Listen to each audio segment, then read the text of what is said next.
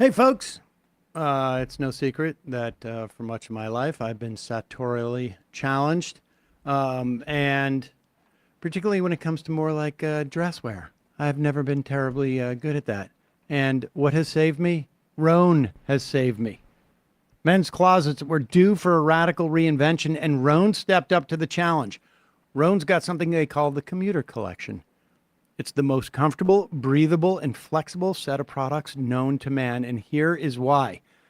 Roan helps you get ready for any occasion with the commuter collection. It offers you the world's most comfortable pants, dress shirts, quarter zips, and polos, and frankly, also sport jackets.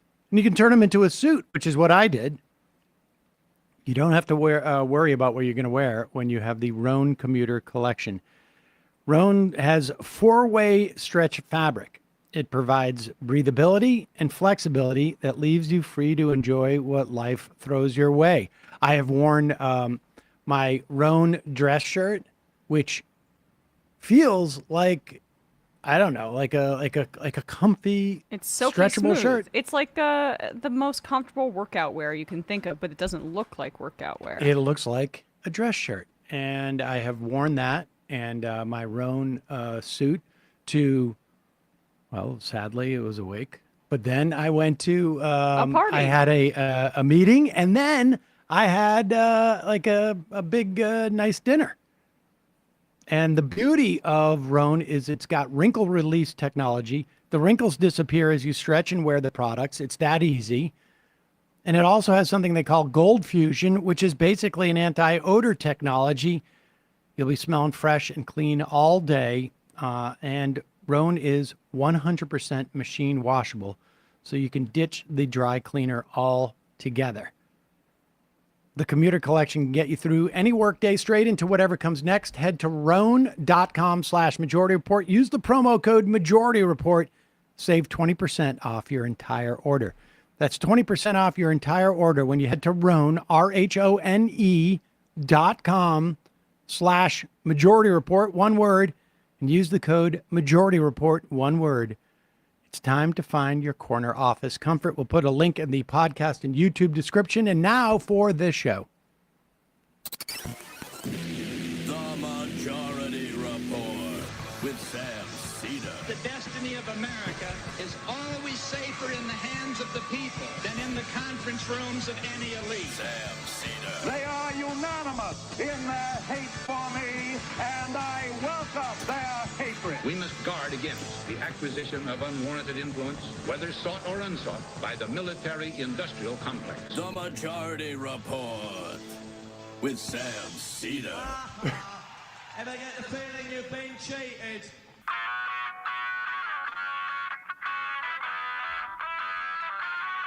It is Tuesday, July 16th, 2024. My name is Sam Seder. This is the five-time award-winning Majority Report. We are broadcasting live steps from the industrially ravaged Gowanus Canal in the heartland of America, downtown Brooklyn, USA. On the program today, day one, or I guess that was yesterday, was day one of the Republican National Convention, and calls for unity already off the rails. Meanwhile, needing cash, convicted felon Donald Trump picks Peter Thiel-suckled JD Vance in a bid to secure the tech bro fascist constituency. Speaking of which, Elon Musk announces $45 million a month in donations to Donald Trump, coming straight from your Tesla to Donald Trump's defense fund. Trump would-be assassin Thomas Matthew Crooks apparently had Trump signs in his yard over the past couple of years. Jack Smith to appeal Trump Judge Eileen Cannon's unprecedented dismissal of Trump's stolen document case. Meanwhile, Biden polling sinking like a lead balloon as an attempt to pry him from his careening campaign slowly ramps back up. This while Democratic establishment begins to bemoan Biden's bunker mentality. At the Fed, Powell says inflation slowing to target. Fed likely to cut rates very soon. That's going to be a big deal. Border arrests plunged 29% to lowest point in Biden's presidency as Mexico cracks down on innocent asylum seekers. AP report, RFK and Cornel West, key ballot drives are being pushed by Republican donors. All this and much, much more on today's Majority Report. Welcome, ladies and gentlemen. It is Newsday Tuesday. in the words of Emma Vigland, Newsday Tuesday. Yes. We had bumped our guest for today, from yesterday to today, and we're going to bump her again with all due apologies. I'm very excited to talk to her, but, there's a lot of news. There's a little more news than anticipated. I'm just laughing at Johnny Blaze on the IM just said, imagine being Tim Scott and getting married for Trump and not getting the job. I can't say that I wasn't laughing pretty hard at some of the memes people were circulating, like Tim Scott's new fiance fading out of the picture, as in like in Back to the Future, as soon as JD Vance gets the vice presidential pick. There you go. We have, on second thought, decided to do a conscious uncoupling. Yes. We'll get to... Back to Canada she goes. Tim Scott gave quite a speech at the RNC yesterday. It was... we'll get to it. It was shocking in some respects. There was a lot of things that were shocking yesterday, frankly. Of course, Harris Clooney 2024 IMs and says, Sam, you successfully predicted Vance as Trump's VP pick. Let's hear you pick Harris's VP pick. We will talk about that later. Yes, I guess it was about a month ago or so. I was firmly in the it's going to be JD Vance thing, and we will talk more about that. In fact, tomorrow we'll have a guest on to talk even more about JD Vance. But this has been, and there's some question out there as to why did he pick JD Vance? He doesn't need him electorally. He we'll get into this more, but doesn't help on the abortion front. He's as anti-abortion as it gets. Handmaiden's Tale as you could possibly be. He wants to ban porn. Even when he was a lib, he was anti-abortion. I mean, people. There seems to be it's weird almost the response, because it is as if that people are scared to talk about the real reason.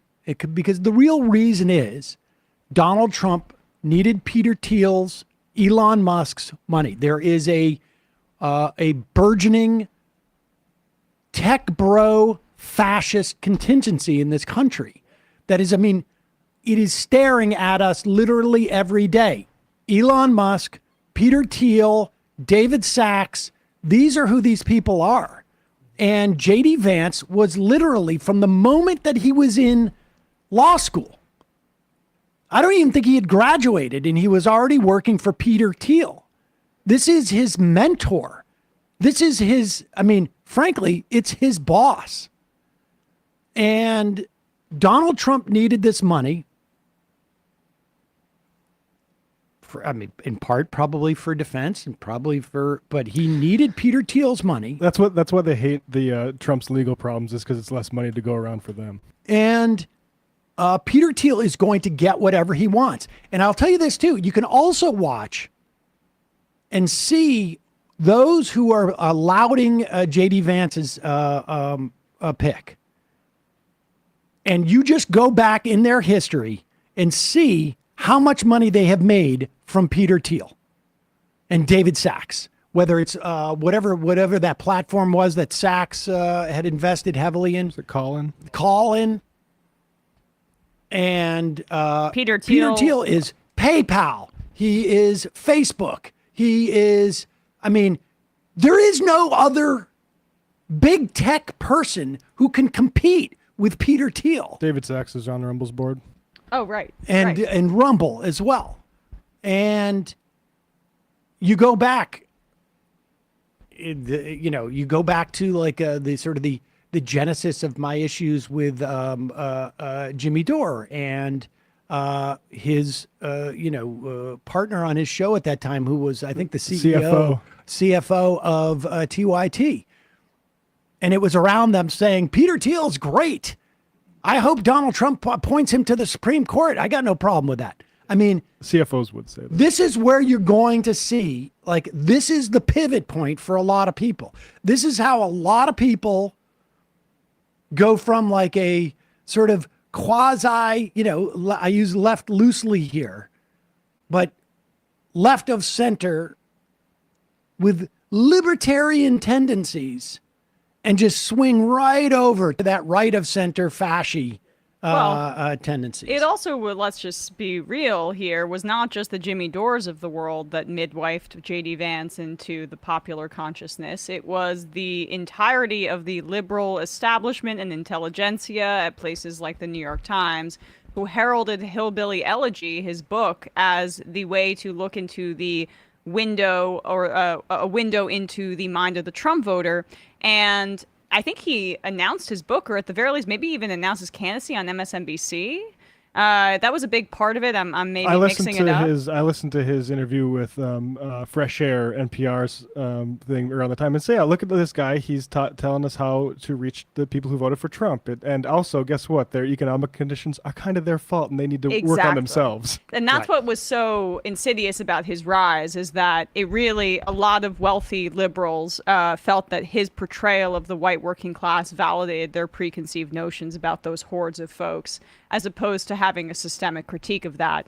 And it's been less than 10 years, and now he's at the top of the vice presidential ticket. So just a lesson to always have a jaundiced eye as it relates to people like this. Well, also, I mean, look, the distance between it is their fault and a libertarian ideology, the difference between Ron Paul 16 years ago in the Republican debate, when answering the question about, what would you tell that person who is dying because they have no health care?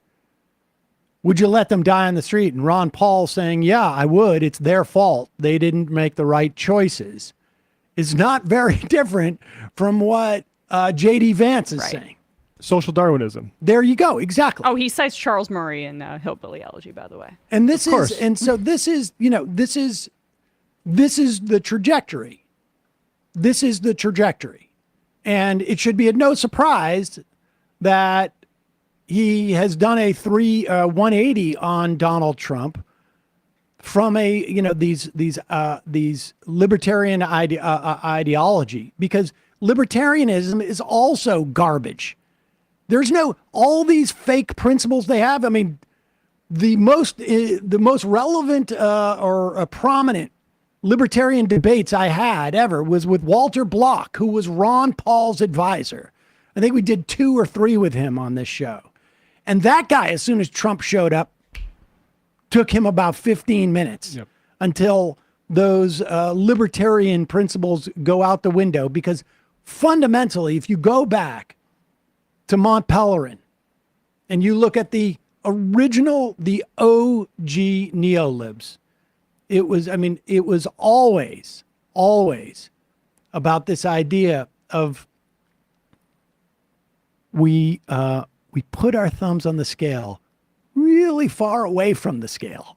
Like, we just do it very sneakily because ultimately we're going to win, period. It is just a fascist ideology that is dressed up in some type of principles that are sort of reverse engineered to put them out on top every time. When I asked Walter Block, wait a second, when does this whole thing about property values being uber alles, when does property values start? Because when Europeans came to this country, they had no property rights claim to this country. And he said, well, actually, what we do is we apply this French theory about creating value in the land in the way that we work it. And that's when we start. You just go back and start at some arbitrary point, which just coincidentally ends up providing all the value to the people who already have it. Yeah. I mean, it was like literally, we improved the land. Well, look, never mind that we actually ruined it environmentally. We've destroyed a lot. Yeah, of, never like, for mind the that environment. part. Or we needed to take. 'Cause or the crypto bros that are also, I guess, the Winklevoss twins are a part of this donations to these PACs as well. I mean, Elon Musk pretended to be an environmentalist, but in reality, like, they're endorsing the guy that's drill baby drill on the platform. Also, another example of the hollowness of libertarian principles, they pretend to be against the surveillance state. You think Peter Thiel with his surveillance technology firms and all of that intricate, the way that he contracts with the government for those kinds of things here in the United States, that's going to be good for limiting the scope of government with the surveillance state? No. That's privatized. Of course not. It's a privatized NSA is what Peter Thiel offers. So, but we'll be talking more about JD Vance and what he represents. And really, again, he is really just a conduit. I mean, the real conversation is about Peter Thiel. The real conversation is about Elon Musk and David Sachs. JD Vance is just a conduit to that money pouring in. If Elon Musk is doing $45 million a month, I imagine that's going to be matched by Peter Thiel. Peter Thiel is just not the type of person who's going to announce it in the same way. And Andreessen Horowitz, a lot of those guys jumping in now too. A lot venture capitalists. Yep. Thanks. They're done giving us Bitcoin and AI, and now they're going to influence our politics now. And I'm quite sure that Musk was going to do this endorsement after JD Vance was announced, but figured he'd get in on the assassination attempt. Speaking of which, it has been 72 hours since one person died, 2 people critically injured, and the Republican nominee was nearly assassinated by a difference of maybe 1.5 inches, 2 inches. Crazy. And it seems like it's become a sort of a backseat story. I mean, we talk about how the news moves fast these days. Is there not a better example of this? We're already kind of shrugging off, it seems like, the assassination attempt on Trump. In part because the Republicans have no narrative against it. Because they don't want to limit guns. They don't want to go down that road.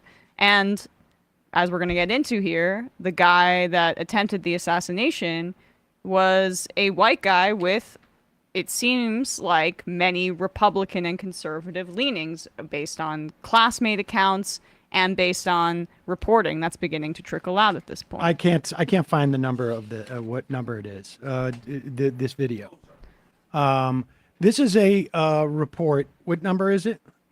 This is a report from local news in Pennsylvania, WPXI. News reporter, we don't have her name, but they are at the Trump's Shooters Street in Bethel Park, Pennsylvania. And this is what she reports. Investigators dressed in plain clothes as well as FBI agents approach this house. That's where the family of Thomas Crooks lives, which is right here on Milford Drive. Then we started to see those agents going door to door, canvassing the neighborhood and speaking with people who live here. They're trying to get answers to the many questions that still remain. Crooks's motive is still unclear. Records show he is a registered Republican, and neighbors today told us that they've actually seen Trump signs outside of the home over the course of the last few years.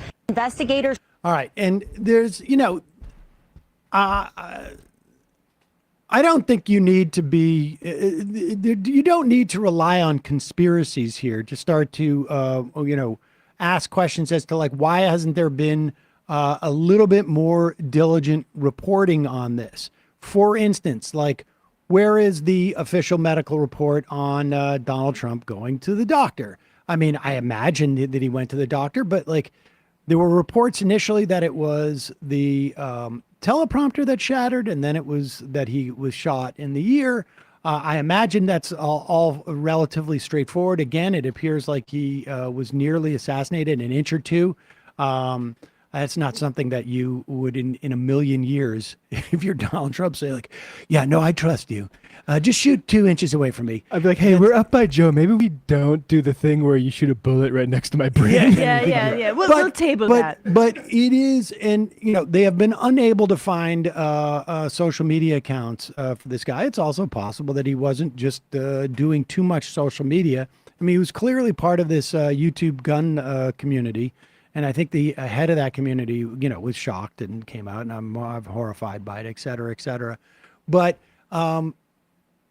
there should be questions asked when the theme coming out of this assassination attempt is that people need to tamp down rhetoric. There should be some legitimate questions asked, like, what was this guy's agenda? Because what has grown in this country since the rise of Trump, and concurrent with the rise of Trump, and in some parts because of Trump, but in some parts simply Trump was delivered because of a rise of this on the right, is this notion of a civil war that needs to happen in this country. That in the wake of having the first African-American president, there was a lot of people who became angry at what was happening to the white majority in this country. And that anger takes a bunch of forms. Some of it is racialized, much of it, but a lot of it is also becomes like conspiratorial, and the idea of a one world order, and, Alex Jones type of territory, which a bunch of these right wingers are drifting into. Or accelerationism, which you hinted at yesterday. You get organizations like the Boogaloo Boys, who are out there and hold sort of a myriad of positions, but all of them end up pointing towards what's going to create sort of a civil war and a reckoning that will ultimately bring us some type of, quasi-fascist libertarian paradise. And so these things are all sort of like, loosely connected. Do I think that this guy was anything but a lone shooter? No. But do I think it's possible that he was immersed in this sort of like ideology that says we need to create some moment where, the Civil War happens? It's possible. I mean, I think the most likely explanation remains he was a guy who had suicidal ideation and thought this is going to be the most sort of like consequential thing I can do with my life ever, and decided to dedicate the short remainder of his life to that point. But these are important things to know, because when the narrative is both sides need to calm down their rhetoric, what we're doing is covering over a certain reality of what's going on in this country about a right-wing movement in this country that takes multiple forms. But one of it is in the form of Peter Thiel, and one of it's in the form of, the Boogaloo Boys and and we're going to talk about this in terms of the RNC, but half the people who were involved in the accoutrements of the RNC last night, whether it was like, saying the Pledge of Allegiance or doing other things, were arraigned for trying to storm the Capitol and convicted for trying to storm the Capitol. It's a problem. And we'll talk about the other half of that problem, which is, we've got a guy who's holding on to, who's driving this bus and white knuckled hanging onto the steering wheel, and nobody can seem to get him out of the driver's seat, even though he's careening down the highway. So we can articulate these very real concerns and dangers, obviously. Right. All right. Just a quick Rand Paul tweet from 2016. Why do we have a Second Amendment? It's not to shoot deer. It's to shoot at the government when it becomes tyrannical. Yeah, I wonder where this comes from in the right. We will get into all this and more. First, a couple of words from our sponsors. We got a problem in this country, obviously, with the environment. The world has a problem with plastic. We need broad government intervention like anything else. In the meantime, you can help a little bit with this problem with plastic, and also avoid having to carry back massive jugs of plastic, single-use plastic from the supermarket. Earth Breeze Eco Sheets look just like a dryer sheet, but it's in fact ultra-concentrated liquidless laundry detergent, and it's the best of both worlds, or I should say all worlds. Earth Breeze is tough on stains, tough on odors, and it's kind to the planet and your skin. Earth Breeze has a deal for you. Right now, you can subscribe to Earth Breeze and save 40%. Go to earthbreeze.com/majority and get started. We'd like to thank Earth Breeze for supporting the show. I want to thank them for saving my back. I'm old. I don't want to carry a 20-pound jug of detergent back from the supermarket and then have it take up half of the size of my kitchen because, New York space is limited. Limited. And then I have to make a separate trip down to the basement to put it in the recycling bin because it'll take up my entire recycling bin in my and then who knows if that stuff even gets recycled, ends up in the ocean. It's super easy. Earth Breeze Eco Sheets, they're dermatologist tested, they're hypoallergenic, they're free of bleach, they're free of dyes, free of parabens, and as if they were making it for me, there's a fragrance-free option because I don't like smells. I'm telling you, it is like you get several dozen laundries in an envelope that is like about this size thickness. It's amazing. It is amazing. Earth Breeze got rid of unnecessary chemicals for a formula that's kind to sensitive skin of all ages, including babies like me. Earth Breeze's lightweight cardboard packaging takes up a fraction of space in your laundry room versus traditional detergent. And Earth Breeze offers a flexible subscription delivered via carbon offset shipping right to your door for free. You'll never run out of laundry, and now you'll also never run out of detergent. Folks, I'm serious. You got to give this a try. If you decide to go back to your old stuff for some lunacy reason, they will give you a full refund on your Earth Breeze purchase. No questions asked. These tiny sheets can stop millions of detergent jugs from entering our ecosystems. 500 million detergent jugs end up in landfills and oceans every single year. 91% of single-use plastic does not get recycled, including the stuff we put in our recycling bins. You know what's going on in the ocean. They have islands of plastic bigger than actual islands. And by 2050, there's supposed to be more plastic than fish in the oceans.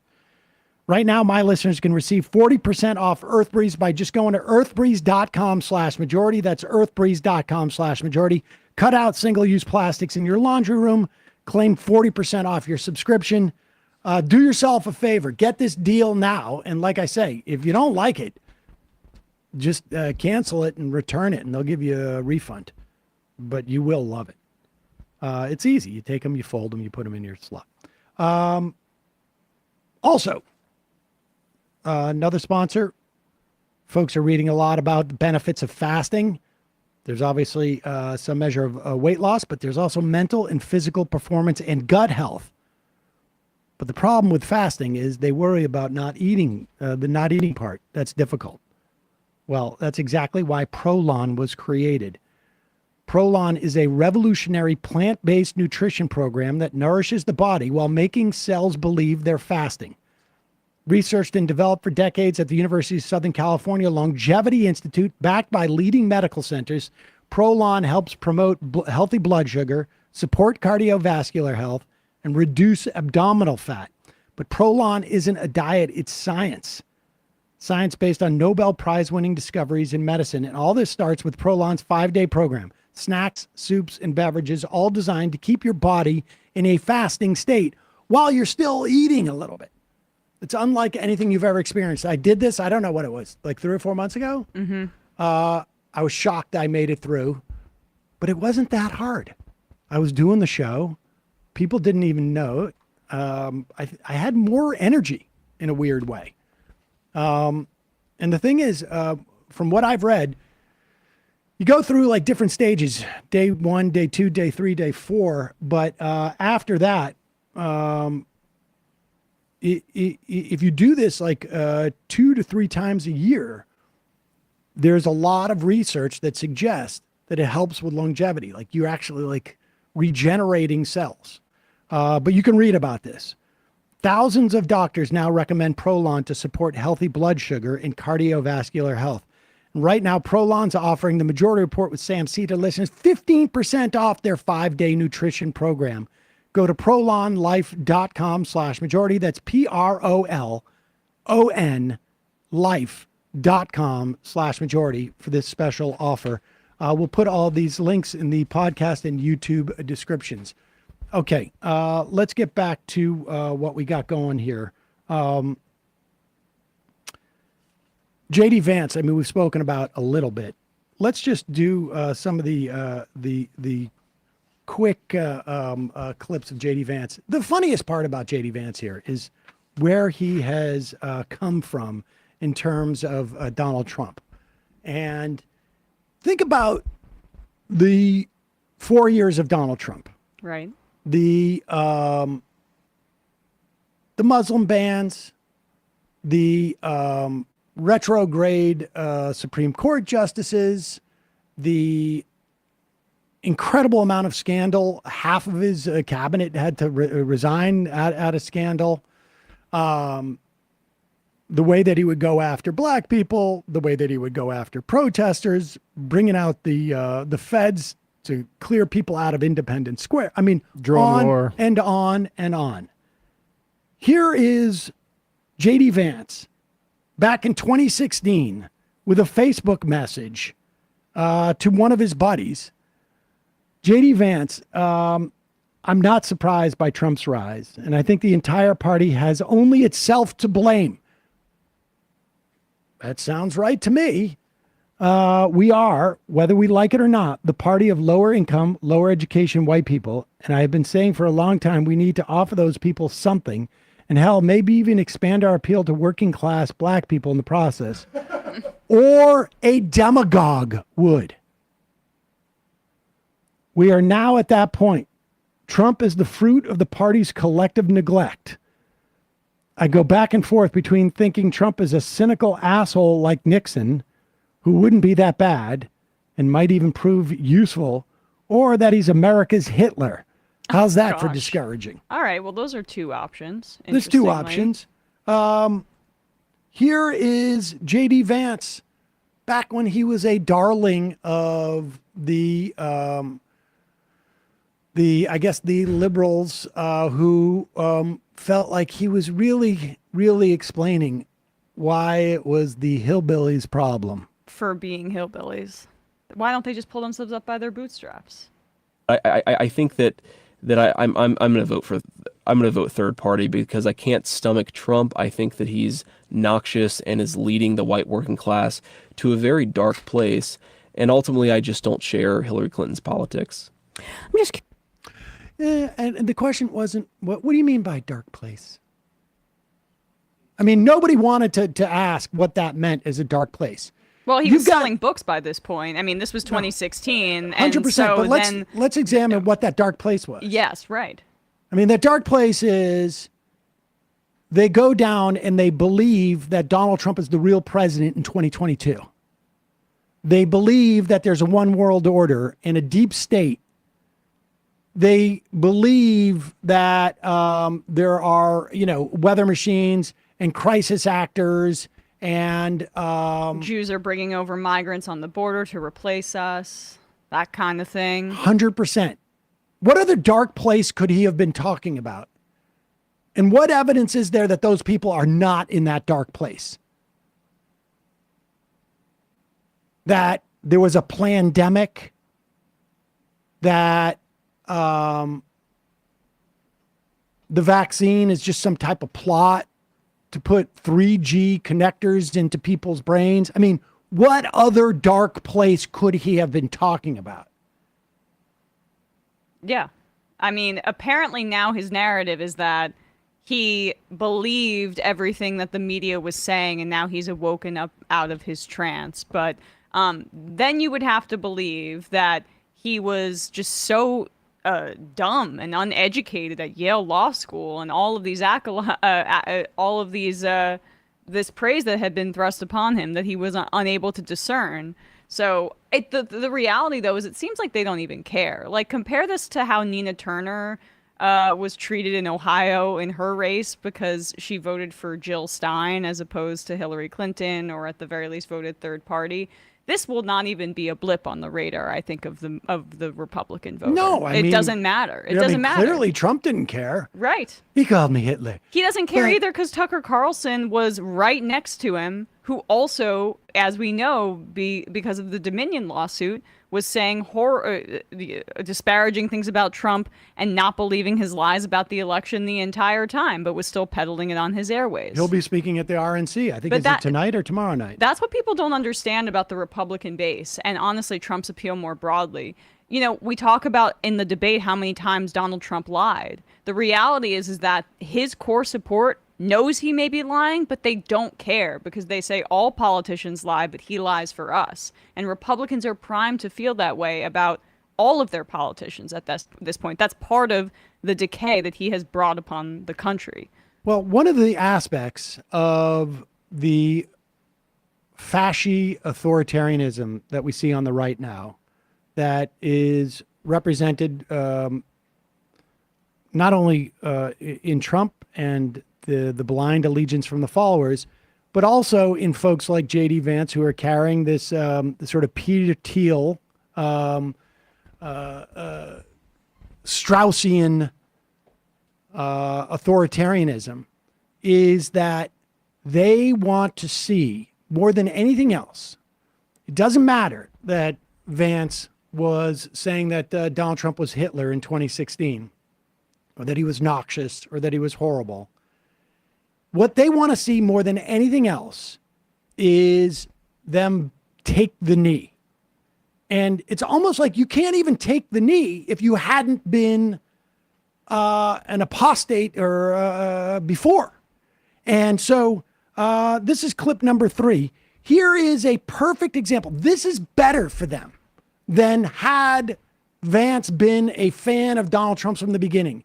Because what this shows, both for Trump and as an example to all the authoritarians that love Trump, is that there is redemption. And that is if you give yourself over to dear leader. Here is Vance doing so. Pat, you literally said, you texted a friend, that Trump is a cynical a-hole like Nixon who wouldn't be that bad and might even prove useful, and that he's America's Hitler. And you compared him to a cultural heroine in the Atlantic Monthly. And I'll tell you Trump's response, but you said that then. What do you say to people that say, well, wait a minute? Sure. What did he mean? Well, Sean, I don't hide from that. I was certainly skeptical of Donald Trump in 2016, but President Trump was a great president, and he changed my mind. I think he changed the minds of a lot of Americans because, again, he delivered that peace and prosperity. If you go back to what I thought in 2016, another thing that was going on, Sean, is I bought into the media's lies and distortions. I bought into this idea that somehow he was going to be so different, a terrible threat to democracy. It was a joke. Joe Biden is the one who's trying to throw his political opposition in jail. Joe Biden is the one who's trying to undermine American law and order. President Trump did a really good job. And I actually think it's a good thing when you see somebody, you were wrong about him, you ought to admit the mistake and admit that you were wrong. There you go. I mean, that is what they want. Oh, they want that forced confession. They want that conversion. Why I left the left. They want that. That is gold, because it gives it gives the opportunity for people who thought that Trump was bad. It gives them license to come and see the light. Bow down and you will be forgiven. I mean, honestly, like you watch like The Handmaid's Tale, where they beat the hell out of like the women who have stepped out of line, and when they finally give in, that's when they become the best. They're icons for the movement. That's when they're held up, because this is what can be for you. And again, like the whole evangelical construction of how Trump is viewed by his base, or it's almost religious in their fealty. In part, they're maybe not responding to the assassination attempt in the same way because, like, of course he survived. I mean, he is here to be our representative and die for our sins. And JD Vance is a convert who gets to kiss the feet of Donald Trump and see the light and be a part of our efforts to reclaim America. And the scary thing right now is that they're winning, even though JD Vance does not have popular policy positions. We said this earlier. He voted against protecting IVF in the Senate. He supported a total abortion ban in his run for Senate. He's voted that way in the Senate.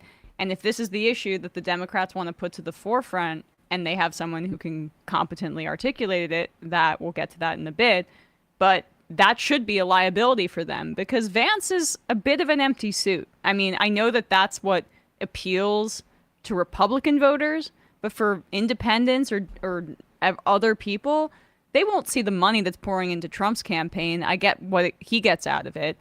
But in terms of like his actual policies, banning porn, nobody wants that in this country. But this is all that. I mean, just even look, I don't know that there's been a vice president that has had really a difference in terms of like electorally in ages. Made a big difference. I mean, you balances out the ticket and maybe, and certainly maybe Biden was the last vice president to, I think, provide this notion of like, well, and Pence, delivered, I think, some of the evangelical votes shored up this notion that like, if Pence can believe in it and he's a huge God Squad guy, then we can too, and provided the establishment. Biden gave license to people who were nervous about Obama's youth and hue to vote for him. I think in this instance, what Vance is doing is explicitly one thing, and that is delivering the tech bro fasci money, period, end of story. We've seen it already. Less than 24 hours after he's picked and Elon Musk, we got July, August, September, October, November. Somebody else do the math. That's like $250 million. Yeah. Right there. $250 million from one person. Although I will say that I would not be shocked if Elon Musk reneges on a promise. But he's going to bet on a winning horse. Put it into a trial. Yeah, I mean, and if so, say if the race changes for some reason, there's a radical difference. Perhaps he changes his mind, but that is still terrifying. Mark Andreessen is putting in millions of dollars too. He's Andreessen Horowitz, a big venture capital firm. He had to apologize because he was on the Facebook board and said that colonialism was good for India. Right.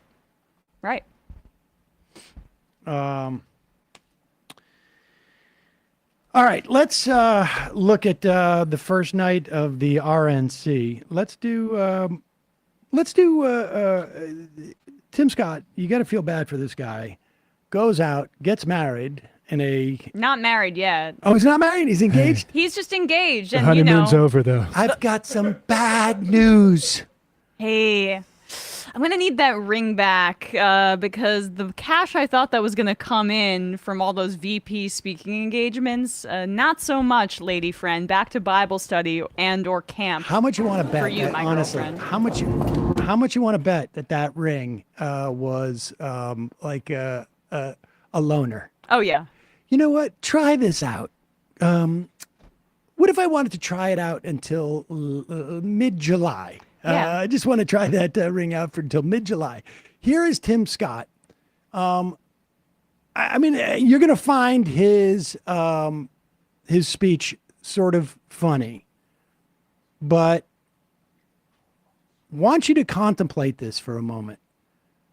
1 dead, 2 critically injured at this rally. And then listen to how they are pretending none of that happened. There was only one thing that happened at that rally. Are you ready for 4 more years of Donald Trump? Oh, me too. Listen, if you didn't believe in miracles before Saturday, you better be believing right now. Thank God Almighty that we live in a country that still believes in the King of Kings and the Lord of Lords, the Alpha and the Omega. And our God still saves, he still delivers, and he still sets free. Because on Saturday, the devil came to Pennsylvania holding a rifle, but an American lion got back up on his feet and he roared. Oh yeah, he roared.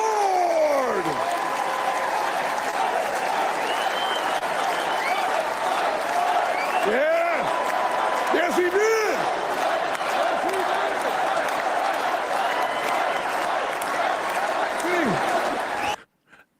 It's a little terrifying to watch him. Trump, Trump, Trump. But putting that aside, one of his fans was shot to death protecting his family. Two of his other fans were critically injured or still in the hospital. It's such a miracle. I mean, what did God just say? Like, some sacrifices have to be made. Those guys. I mean, can you imagine what the response would be if and I know this is ridiculous because we do this all the time, but if Joe Biden had been nearly assassinated and, I don't know, Sheldon Whitehouse or who would be the equivalent of Tim Scott? I don't want to right. insult anybody, but some U.S. senator got up there and talked about how God saved Joe Biden, and they're cheering at this moment of this assassination attempt, and no mention, no tempering of that sentiment of the guy who left, I don't know, was it 2 kids orphaned, a woman widowed, 2 people critically in the hospital, never mind the tens of thousands who were terrified. They can't acknowledge it head on because then they would have to acknowledge this scourge of Republican support for unfettered access to weapons of war in this country. Right.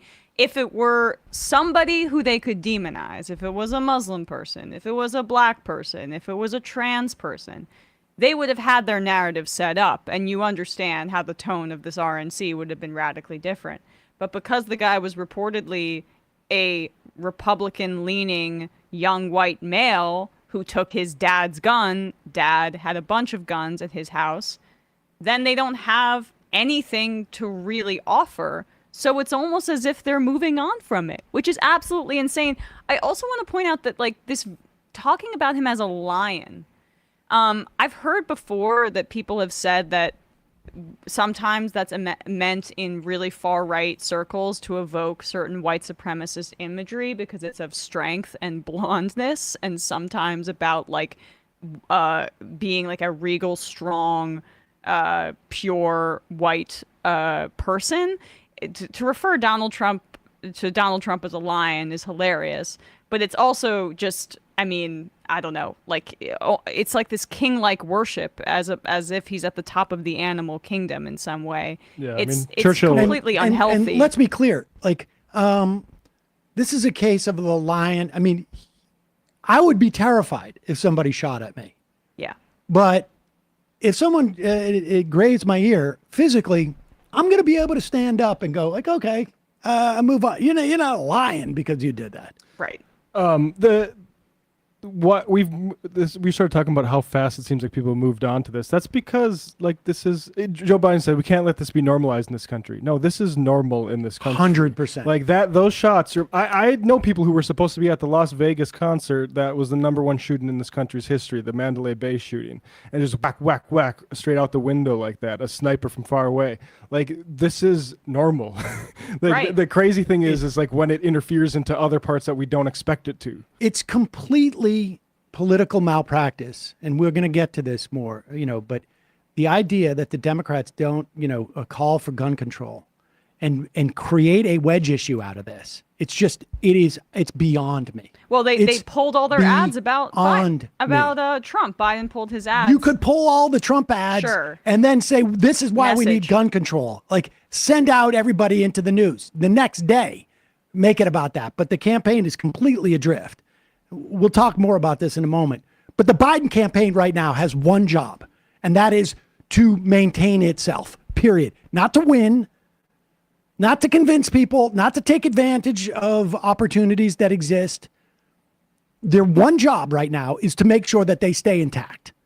And that is the idea 4 months out, that's what there have to be their one job is a scary prospect for everybody. Yep. But before we get to that, just as we're talking about the sort of authoritarian nature of all this, I don't know if it's true. Someone told me that on the IM that the last tweet of Corey Compantore, who was the man who was killed, was the cat turd on Twitter. Correct. But look, people can have repugnant political views. People can have repugnant political views. But this story is amazing to me. The Compantore family attended Saturday's rally in Butler, Pennsylvania. This is coming from CNN. Helen told the Post, that's the now widow, the New York Post, that she and Corey were childhood sweethearts who were about to celebrate their 29th wedding anniversary when the family headed to rally to support former President Donald Trump. Me and the kids were all there as a family, she said. He was just excited. It was going to be a nice day with the family. It was a bad day, she added. And recall, we just played a clip of Tim Scott praising the Lord for saving Donald Trump, that the Lord came down that day and saved Donald Trump, and they're cheering and they're clapping, and no mention whatsoever of this guy who was protecting his family and lost his life because of it. Helen told the Post that President Joe Biden tried to call her, but she declined to speak to him since her husband, quote, was a devout Republican and he would not have wanted me to talk to him. I mean, okay. I mean, I don't think that's as messed up as one might think. Try and be charitable to someone who's just lost their husband. Absolutely. And if he was of that ilk. Would you want Trump to call you if in 2020? Probably. I would tell my, no. Go fuck yourself. I would, yeah. But she added, to her credit, she does not hold the current president responsible for what happened to her family. I mean, I don't know how she possibly could, but well, Lester Holt seems to think that the Democrats had some role in this rhetoric, which is insane. I don't have any ill will towards Joe Biden, she said. I'm not one of those people that gets involved in politics. I support Trump. That's who I'm voting for. But I don't have ill will towards Biden. He didn't do anything to my husband. A 20-year-old despicable kid did, she continued. And here's the last line of that piece.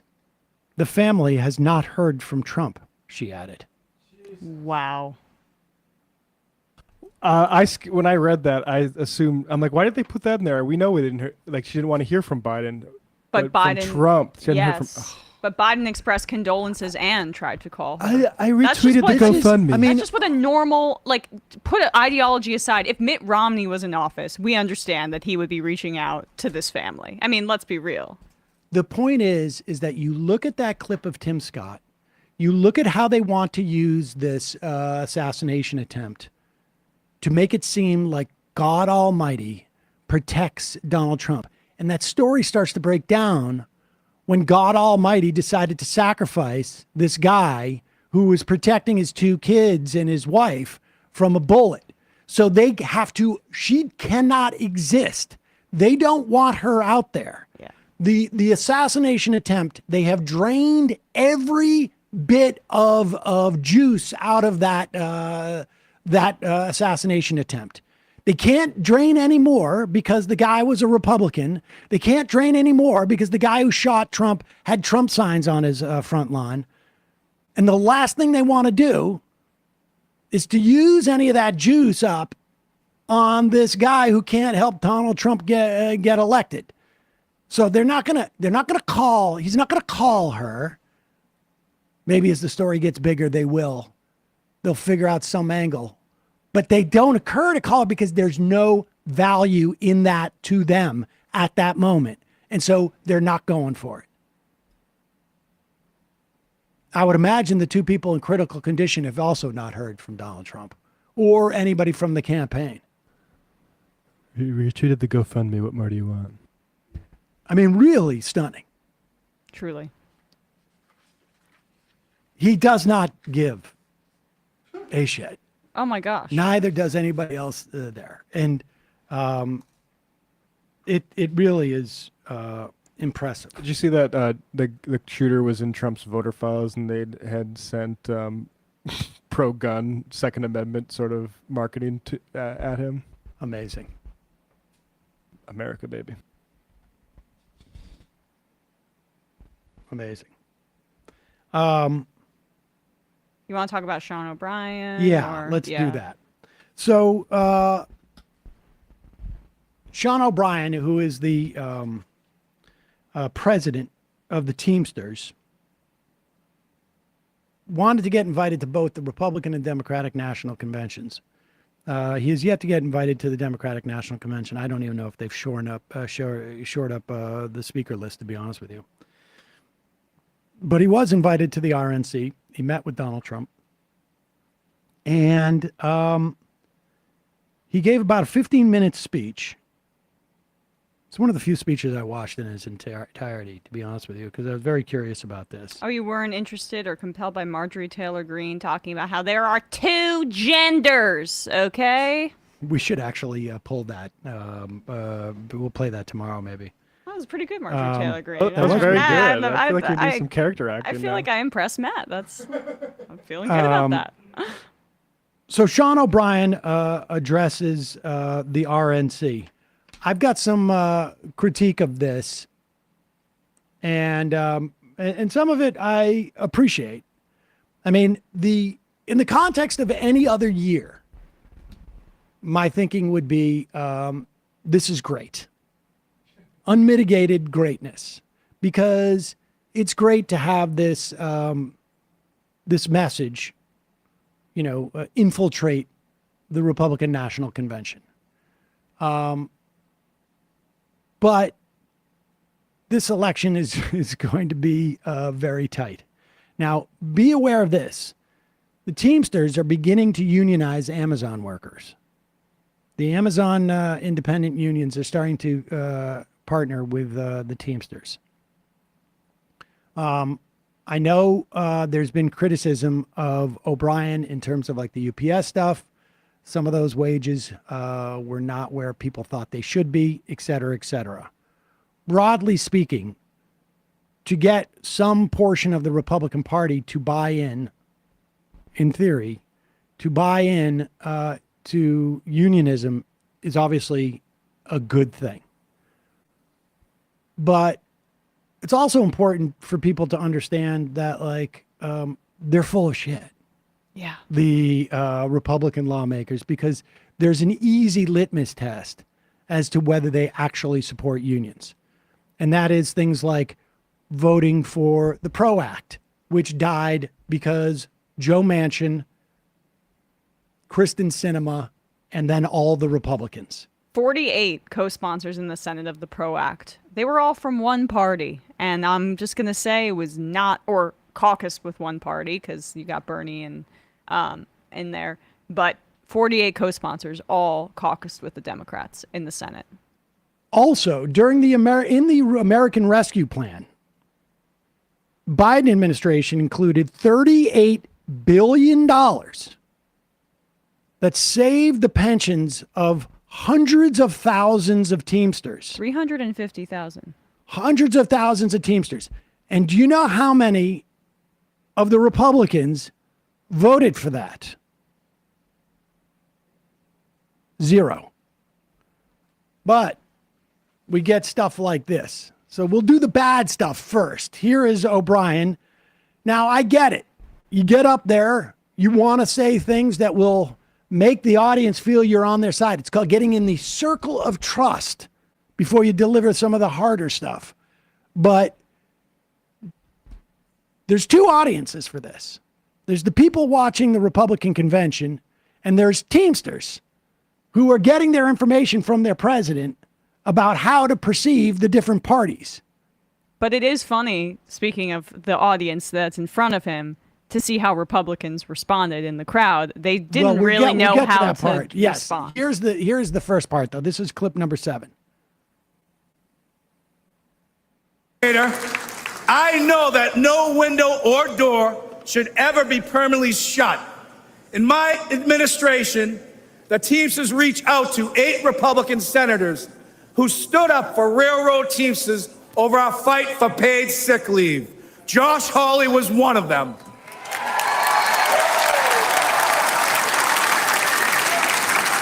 We started talking. Senator Hawley changed his position on national right to work. Then we started walking.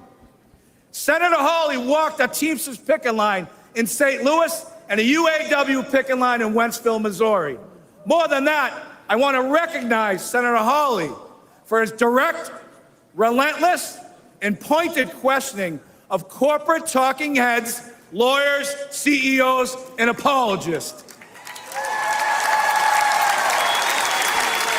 He has shown he is not willing to accept their pillaging of working people's pocketbooks.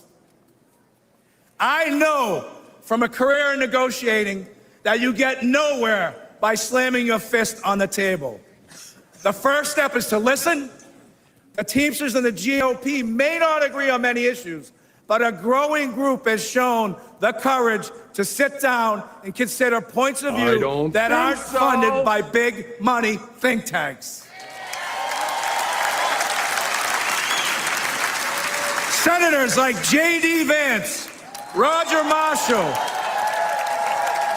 and Representatives Nicole Malliotakis, Mike Lawler, and Brian Fitzpatrick are among elected officials who truly care about working people. And this group is expanding and is putting fear into those who have monopolized our very broken system in America today. There are far too many people on both sides of the aisle still caught up in knee-jerk reactions to unions, who subscribe to the same tired claptrap that unions destroy American companies. Take a moment to consider United Parcel Service. Pause it for a second. Pause it for a second. All right. Aside from the fact that none of the people he mentioned, those senators, voted for anything that was in any way pro-union. Nothing. Hawley changes posture on right to work. That's the one thing he cited there. No vote. There was no vote associated with that because there wasn't going to be. He did some performative questioning. And we'll get to the visiting the union, the picket lines. But the idea that on both sides, there are still many people who have a knee-jerk reaction against unions. Is that true? Is that true on both sides? Okay, Joe Manchin now is an independent. Kristen Sinema now is an independent, not running for re-election.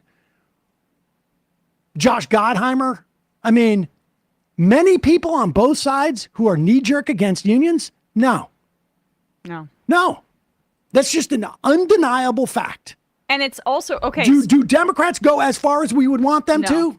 No. But let's be clear, 48 co-sponsors for the PRO Act. If Joe Manchin and Kristen Sinema had co-sponsored that as well, we'd have the PRO Act. Jennifer Abruzzo would never, ever, ever, ever, ever, ever be appointed general counsel of the National Labor Relations Board under a Republican administration. She would never, ever, ever, ever get past a Republican Senate. I'm sorry. This types of both sidism is just factually wrong. Now, I know that O'Brien goes to Donald Trump and makes a deal with him. When they had that meeting, whatever it was, a month or two ago, and the deal was, you got to help us with Amazon. That's what it was. Is Donald Trump going to follow through? Who knows? I mean, that's the tough thing. The immediate situation is, like you say, the election's close. O'Brien might be betting that Biden's lost. Yep. And so what do you do as a union leader at that point is try to prepare for being. You got to protect your members. Exactly. And like we talked about with Lainey Newman, Theda Scotchpal, the book Rust Belt Union Blues, these unions, especially the folks who don't go into them with college educations, are increasingly moving to the right. Now, I don't know if that justifies what O'Brien's doing here, but it is something that, as the sort of political role that union leaders, it's something that they have to face, and it's something to deal with. Well, it's fascinating because I was talking to somebody whose husband is an electrician, is in a union, and his perception was that he votes however the union tells him to vote, and he was sad to see potentially Joe Biden step aside because he's been the most union president in his lifetime, and then he was saying in the lifetime before that as well, and that's undoubtedly the case, which is what it makes this an odd decision here by Sean O'Brien, to say the least, is because Biden, for all of his flaws, has actually delivered on this front, whether it be through being more aggressive in cracking down on union busting, whether it be through CEMEX, that rule that it makes it much easier for union elections to be held without there being, management or corporate crackdowns that would be illegal under a Republican administration or even under Obama or Clinton. In the past, perhaps you could have made this case more I still would have been against it and disagreed, but it would have been a little bit more salient to say that there were issues on both sides. But the Democratic Party under Biden has, and I think it's probably the strongest feature of his administration, decided to be more pro-labor in both action and in rhetoric. So, I don't know. I feel like the criticism, I don't really care about his fiery rhetoric there. I care so much more about legislation like the PRO Act, where zero Republicans are in favor of it. This is the trade-off, because I want to play a clip that is also fun to watch, because there is, I do think that there is a valid argument. I just don't like the idea that both sides type of thing. There is an argument that it begins to create a wedge. Maybe it pays off longer term. I don't think you will ever, certainly not in a Trump presidency.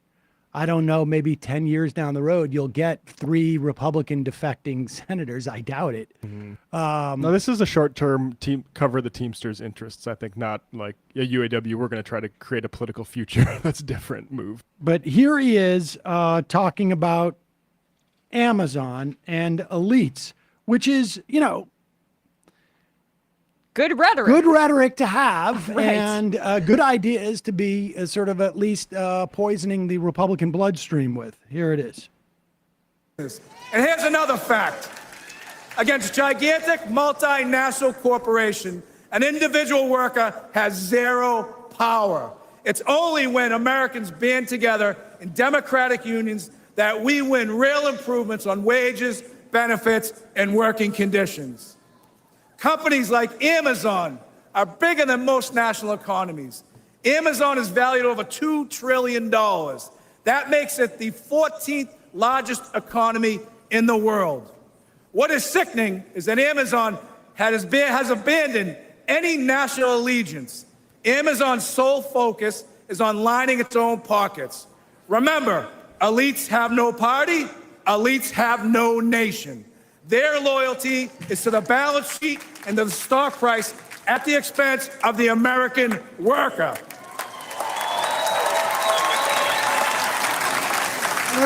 Things are getting a little less enthusiastic. Can you pause it for a sec? In my office. Just because I remembered this, the theme of Marjorie Taylor Greene's speech was "Make America Wealthy Again."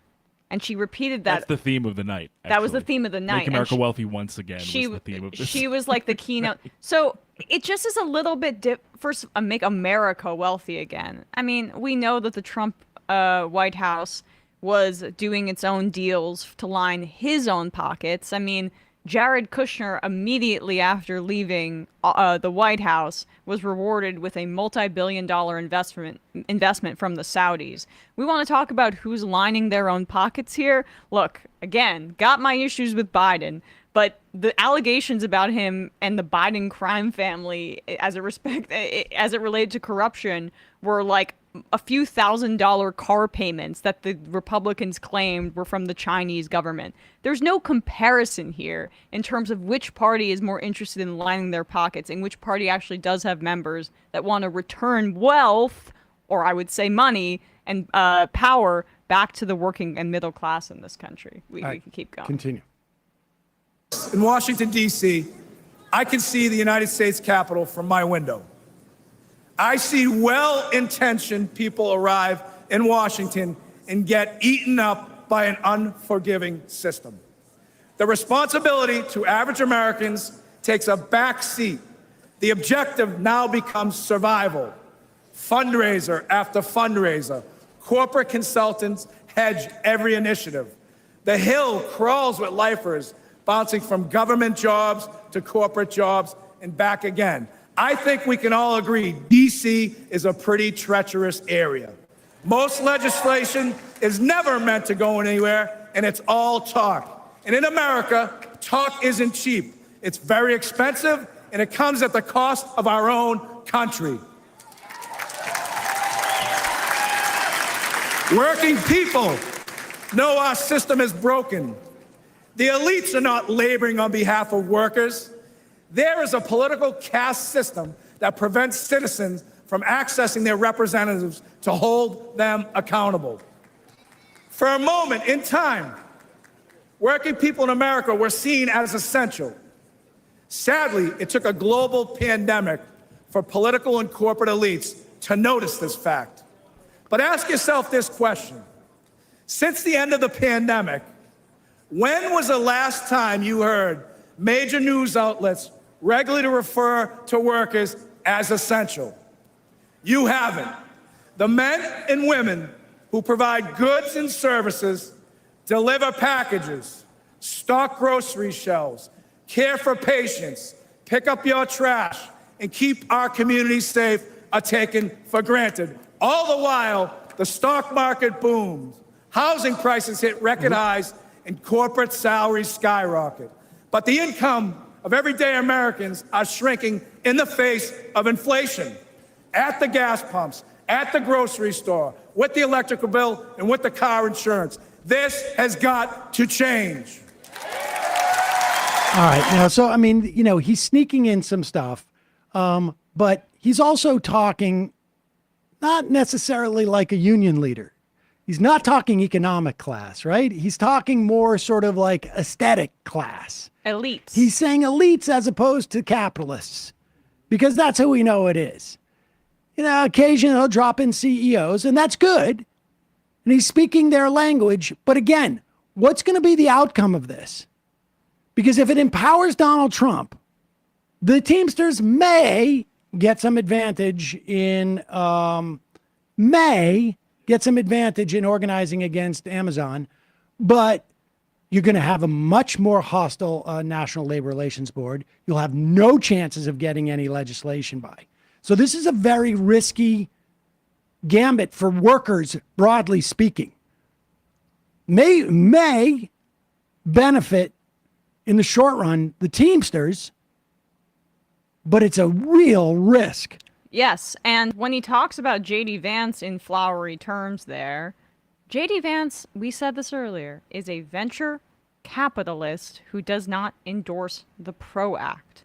The idea that JD Vance, of all people, is not an elite or is not representing the elites, the exact reason Trump selected him was because of his ability to get money from the most elite of the elites. The people How much whose did job Peter it Thiel is- put into Amazon? I mean, let's be honest. Like, there's no, this guy is the tech bro. And it's incredible for him to talk about rhetoric there. I mean, all he's doing, all his entirety of his praise of whether it be Hawley or Vance is related to their rhetoric, to them kind of nodding at working people on occasion.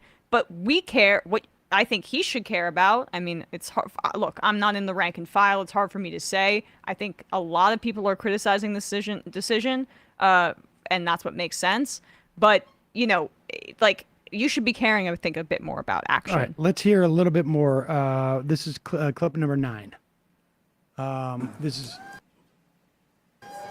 We need meaningful bankruptcy reform today. Corporate vultures buy up companies like Yellow Freight with the intent of driving them into bankruptcy and feasting on their remains. The courts leave workers begging for crumbs as third-tier creditors. Labor law must be reformed. Americans vote for a union but can never get a union contract. Companies fire workers who try to join unions and hide behind toothless laws that are meant to protect working people but are manipulated to benefit corporations. This is economic terrorism at its best. An individual cannot withstand such an assault. A fired worker cannot afford corporate delays, and these greedy employers know it. There are no consequences for the company, only the worker. We need corporate Pause it for a second. welfare Now, okay. He thinks he's at a Democratic convention because that's where you would hear the screams. He's sitting there knowing full well there will not be a single solitary, even attempt to increase or reform labor laws in this country in a way that is positive for unions under a Republican administration. Not in 2 years, not in 4 years, not in 5 years, not in 10 years, probably not in 20, maybe long after I'm dead. But it's just not happening, and he knows that. And he stopped for a moment, anticipating an applause line, and it's just some scattered stuff going like, people, what the fuck is he talking about? Hopefully we just get some votes in Pennsylvania and Michigan and Wisconsin. Go ahead. For the company, only the worker. We need corporate welfare reform. Under our current system, massive companies like Amazon, Uber, Lyft, and Walmart take zero responsibilities for the workers they employ. These companies offer no real health insurance, no retirement benefits, no paid leave, relying on underfunded public assistance. And who foots the bill? The individual taxpayer. The biggest recipients of welfare in this country are corporations, and this is real corruption. We must put workers first. What could be more important to the security of our nation than a long-term investment in the American worker? In 2021, Teamsters nationwide elected me to fight for them, and that's precisely what I'm doing. Something is wrong in this country, and we need to say it out loud. I will always speak for America and the American worker, both union and non-union. Okay. I mean, fun that this is being said in a Republican convention. Some chance that down the road this plants a seed and some of these people realize like, oh, I'm supporting a party that is completely against just about everything he said. And maybe in the event that Trump wins, it helps with he helps with Amazon organizing, but if it costs 5,000 votes, 10,000 votes across Michigan, Pennsylvania, and Wisconsin, that may be a problem. And let's just be clear again, billions, nearly $40 billion, saving the pensions of over 350,000 Teamsters. By Biden. By Biden. And the Democrats, yeah. There also is this myth, I think, we talked about it. Like, there are a lot of white working class people that support Trump. That is a big part of his base. But the Washington Post did an analysis in 2016 that below the national median income in terms of white voters, yes, 58% support Donald Trump. But in terms of above the median, it's also 65% in terms of percentage of white voters who support Donald Trump. So there is a good amount of working class support for Donald Trump. But the people that stormed the Capitol, too, that were coming in on flights and things like that, they were business owners. They owned a pool cleaning company in their local town. They are above the median income level, business owners with concerns related to that. So it's just a bit of a different constituency and than is sometimes always portrayed in like the media that was in the wake of 2016 talking about how JD Vance is the whisperer to understanding this particular class. Okay, so aside from, and someone's writing, Trine from Denmark, that union guy at RNC was quite brave, actually, spitting some truth in the lion's den. Yeah, except for it's not a real lion. I mean, look, I've been in very, very hostile environments to me, saying things in front of crowds of people, and it's a little bit uncomfortable. But I'm not president of a massive union.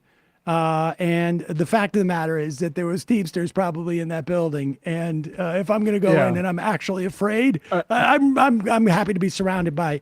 No, it wasn't brave. I'm in the lion's den, and all the lions are smiling and clapping for me. Yeah, that's not brave.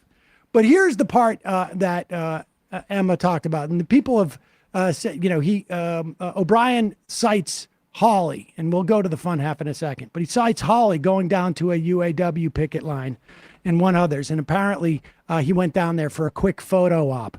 Here is a picture of JD Vance back in October of last year, appearing at a Toledo area picket line, and Marcy Kaptur, the Democratic representative from Ohio's 9th,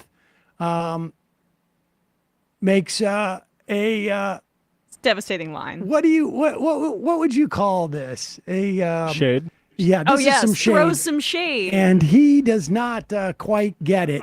But here he is showing up at the picket line, wanting to get into pictures. And you'll notice that I think I don't know if those are union people behind them or what, but they want to get out of that frame with JD Vance quickly.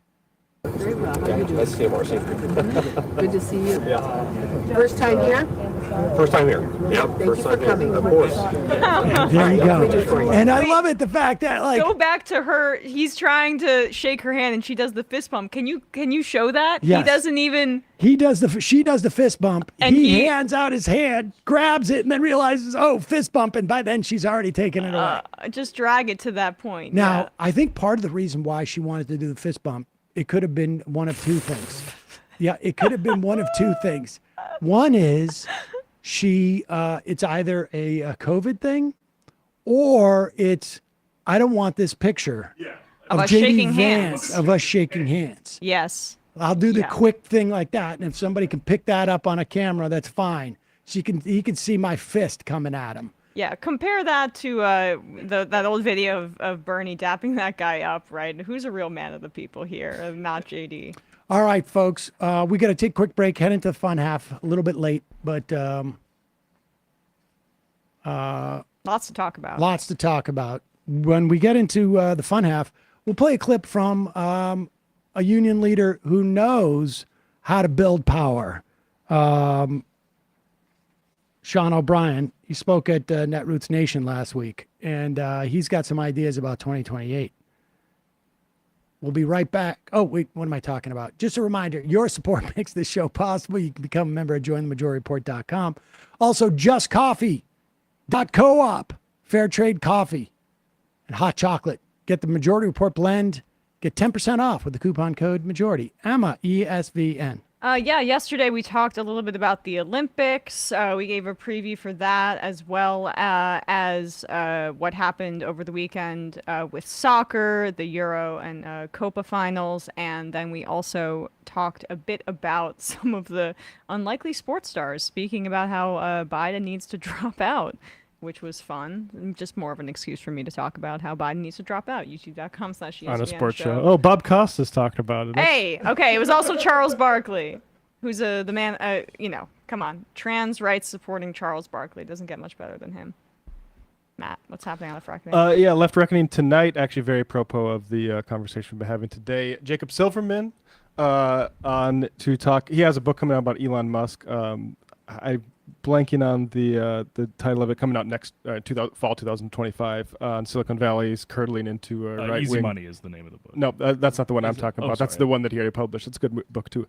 Tonight talking about JD Vance, Elon Musk, and the venture capital Silicon Valley sort of right wing nabobs that are controlling our politics now.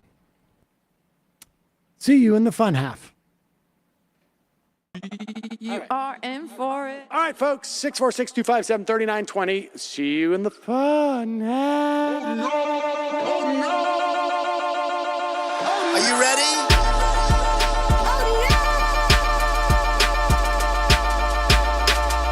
Who sent us this? Alpha males are back. Boys back. And the alpha males are back. Just as delicious as you could imagine. The alpha males are back. Boys back. And the alpha males are back. Just want to degrade the white man. Alpha males are back. I take all of it in my throat. Alpha males are back. Snowflake says what? The alpha males are back. You are a madman. And the alpha males are back. Oh no, Sam Seder! What a fucking nightmare! Bring back DJ Denner. Yeah, or a couple of them. Just put them in rotation. DJ Denner. Well, the problem with those is they're like 45 seconds long, so I don't know if they're enough of a break. That's fucking nonsense. You see white people doing drugs, they look worse than normal white people, and all white people look disgusting. And the alpha males, psych, fuck them. Snowflake says what?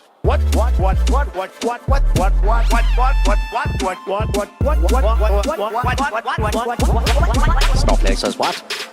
A hell of a lot of bank. A hell of a lot of bank. A hell of a lot of bank. Okay, I'm making stupid money. Hell of a lot of bank. A hell of a lot of bank. All lives matter. Have you tried doing an impression on a college campus? I think that there's no reason why reasonable people across the divide can't all agree with this. Psych. And the alpha males are back. And the Africans are black African. And the alpha males are black. And the Africans are back. When you see Donald Trump out there, doesn't a little part of you think that America deserves to be taken over by jihadists? Keeping it 100. Can't knock the hustle. Come on! Fuck 'em. Things I do for the bigger game plan. By the way, it's my birthday! Happy birthday to me, Jew boy! I have a thought experiment for you. And the alpha males are back. Africans are black. Alpha males are black. Africans are back. Come on! Come on! Someone needs to pay the price for blasphemy around here. I am a total pussy.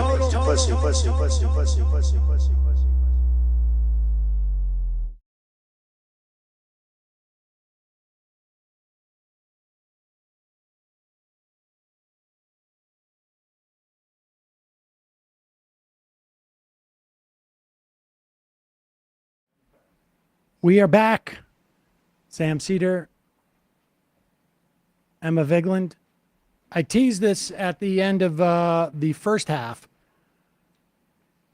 but we saw Sean O'Brien go to the Republican National Convention, say some things that they never hear in the Republican National Convention, but also say some things that are very unhelpful in terms of not just for all regular normal people, but also unhelpful for unions, his union probably at the end of the day, which is that there's no difference really between the parties when it comes to union support. When, of course, it couldn't be further from the truth. Democrats have not gone as far as they should, but the reality is Republicans are going in the opposite direction. Here is UAW President Shawn Fain, however, who spoke at Netroots Nation last week, understands the existential threat to unions that Donald Trump represents. The existential threat that Donald Trump represents to union organizing, and is endorsing the Democratic president. I think he also, even in this speech, suggested maybe the door is open for it being a different Democratic president. But more importantly than his endorsement for a Democratic president, he is endorsing labor power. Irrespective of who's president in 2028, Shawn Fain has a plan that has nothing to do with who's in office. But he understands that before you get to 2028, you need to make sure that you can build union power over the next 4 years. And largely, that's going to come from organizing efforts by unions. But you do not want headwinds. You do not want obstacles. You do not want that to be harder than you want it to be as easy as possible, because it's hard.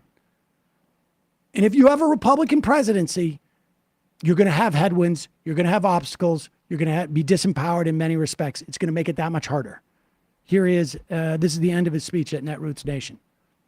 The billionaire class and the corporate class has the working class on the ropes, and they're ready, through their messiah, Donald Trump, to deliver a fatal blow. And our political system is set up to let that happen. But I know another truth. The truth is, we can win.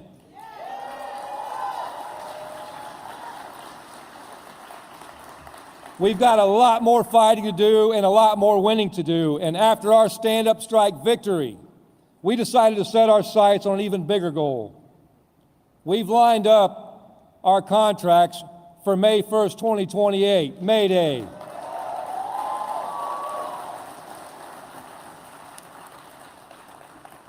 Our vision is to show corporate America, not just the big three and not the other companies we represent, what it really looks like when the working class stands up.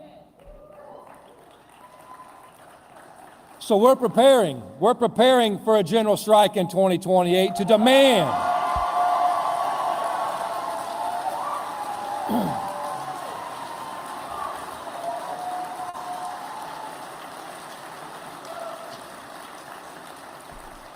We're preparing for a general strike to demand, after decades of falling behind, that the working class gets their fair share. But to win that, we're going to need a much larger labor union and labor movement. We're going to need a much stronger political movement. And we're going to need a brave group of leaders, a relentless army of working class people, and a moral vision for the future.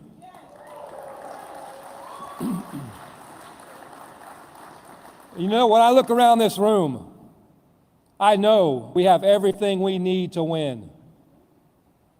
We know everything we need to win. And we have every reason to fight like hell to win. So So there's really only one question left, and that is, are you ready to stand up? I know you are. I say this every time I speak, and I got to say this again. This is our generation's defining moment. And we need to meet this moment. We need to stand up and take our lives back, not just for our generation, but for future generations. So thank you. So that's how you do it. And you can pick up subtle differences in just the language that Sean Fain uses versus O'Brien. He talks about class.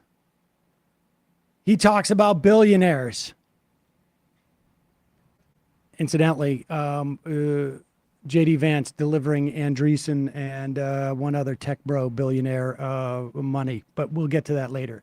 So here he is making the point that the value of a Democratic administration over a Republican administration is that they're not going to have the roadblocks.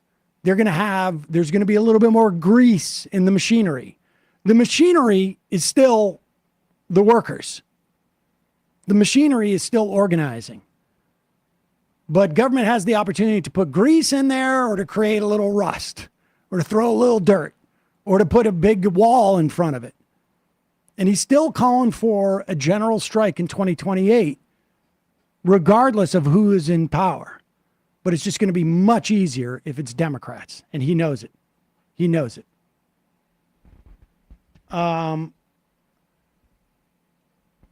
Let's play. Do we not have a video? Apparently there's breaking news that Bob Menendez. Do we have any video? Okay, let's play this video. Bob Menendez has been found guilty of all charges. Here we go. Tom Winter with the verdict. Yes, Andrea. On count one, conspiracy to commit bribery, the senior senator from New Jersey, Senator Robert Menendez, guilty. That's count one on conspiracy to commit bribery. Senator Robert Menendez, guilty. Wael Hanna, a businessman who's been charged alongside the senator, also guilty on count one. Fred Davies, a New Jersey developer who's been also implicated in the conspiracy to commit bribery, is also found guilty. Count two, conspiracy to commit honest services wire fraud. Robert Menendez, the senator, guilty. Wael Hanna, co-defendant in this case, also guilty. Fred Davies, also guilty. That's count two. We're on to count three now. This is a count that only the senator is facing: conspiracy to commit extortion under color of an official right. We're about to get that verdict put in. We're just getting there's some complications on the form where it mentions who's released on bond and who's not. So on the first two counts, they're both released on bond. Now count three, conspiracy to commit extortion under color of official right. Robert Menendez, guilty on that count. Count four, conspiracy to commit obstruction of justice. Senator Robert Menendez, guilty on that count. Fred Davies, also charged on that count, also guilty. Count five, bribery actions to benefit Wael Hanna in Egypt. So this is more specific to the Egyptian conduct in this case. Senator Robert Menendez, count five, guilty. Count six, bribery actions to benefit Wael Hanna in Egypt. Again, this all goes back to the bribery scheme that we've been talking about over the past several months of coverage in this case and what Joyce Vance was referring to.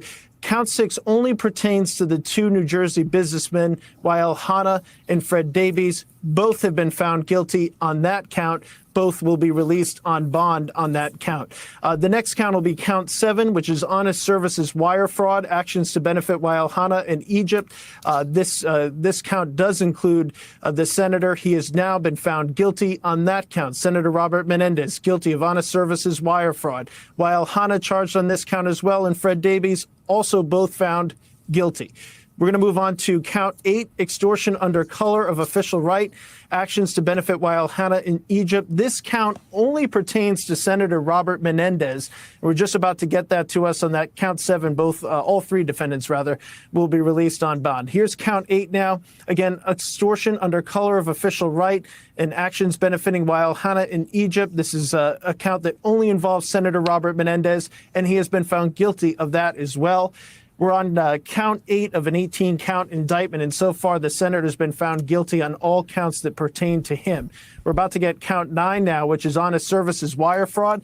That's actions to benefit Jose Uribe and Uribe's associates. This count involves Senator Robert Menendez, and he here too is guilty on that, according to the jury, while Hannah, who's charged alongside him, has been found guilty on that count. Count 10, extortion under color of official right, actions to benefit Jose Uribe and Uribe's associates. Senator Robert Menendez is the only person charged under count 10. He has been found guilty under count 10. Well, look, there's 8 more counts to go, but I think we get the idea.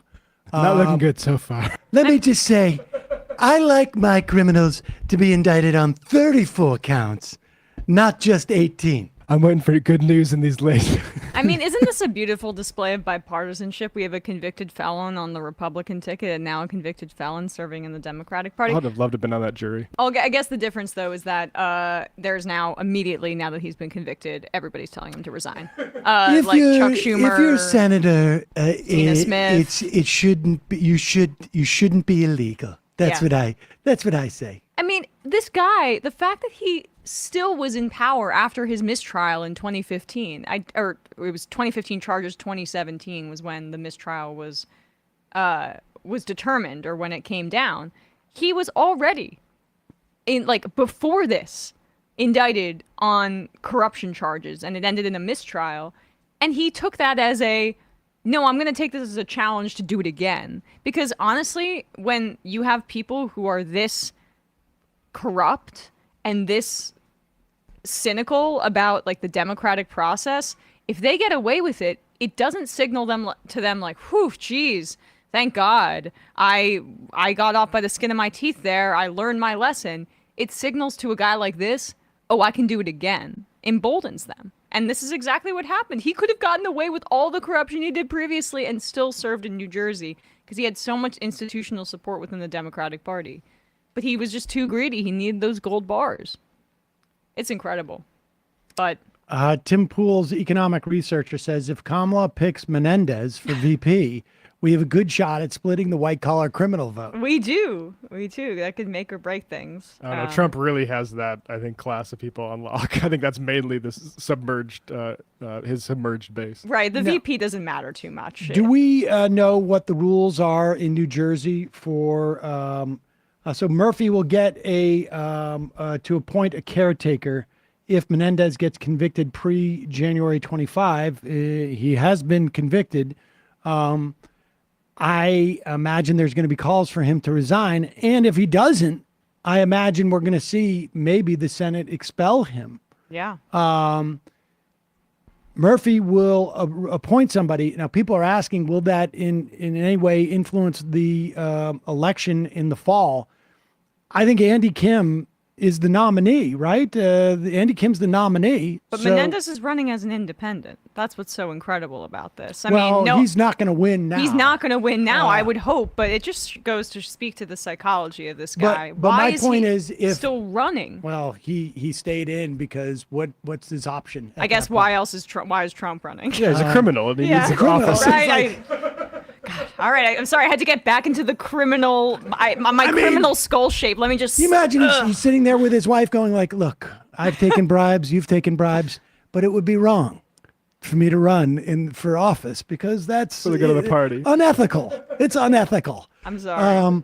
But my point is that I don't think, regardless of who Murphy appoints to the seat, I think it's Andy Kim.